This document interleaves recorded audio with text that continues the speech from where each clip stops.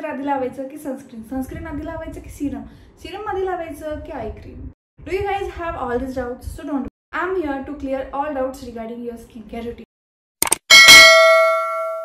Hello guys, I am Harsha Chitale आणि दर गुरुवारी मी घेऊन येत असते मेकअप, लाईफस्टाईल आणि स्किन केअरवरचे इंटरेस्टिंग व्हिडिओज. आणि आज आपण बोलणार आहोत AM आणि PM skin care routine. So let's get start. Skin care product choose करण्याच्या अगोदर वी शुड नो की आपली स्किन टाईप कशी आहे. बेसिकली 3 टाईपची स्किन असते, ड्राय, ऑइली आणि कॉम्बिनेशन. आणि अकॉर्डिंगली आपल्याला स्किन केअर प्रोडक्ट चूज करायला पाहिजे.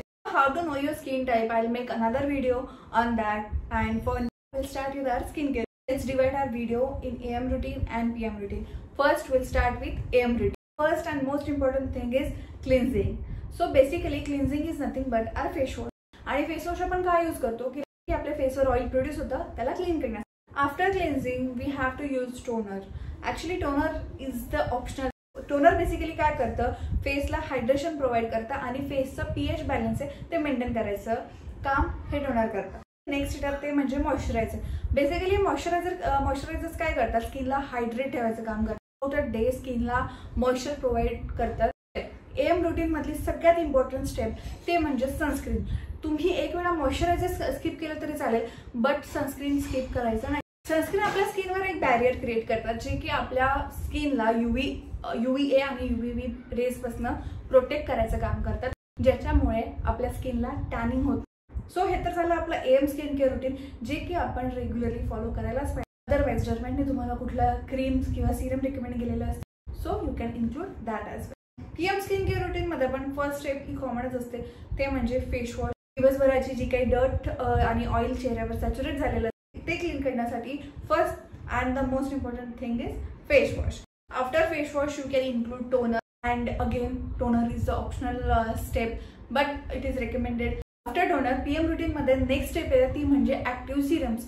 म्हणजे जे काही तुमच्या ॲक्टिव्ह इश्यूज असतील, जसं की ड्राय स्किन झालं त्याला हायड्रेशन प्रोव्हाइड करायचं आहे, ॲक्ने प्रोन स्किन आहे त्याला अँटी ॲक्ने जे सिरम्स असतात ते, किंवा ओपन पोअरसाठी नियासिनामाइड, हे काही सिरम्स असतात ते आपण रात्री यूज करायला पाहिजे. बिकॉज डस्टची किंवा सनलाईटची आपला कॉन्टॅक्ट रात्री येत नाही.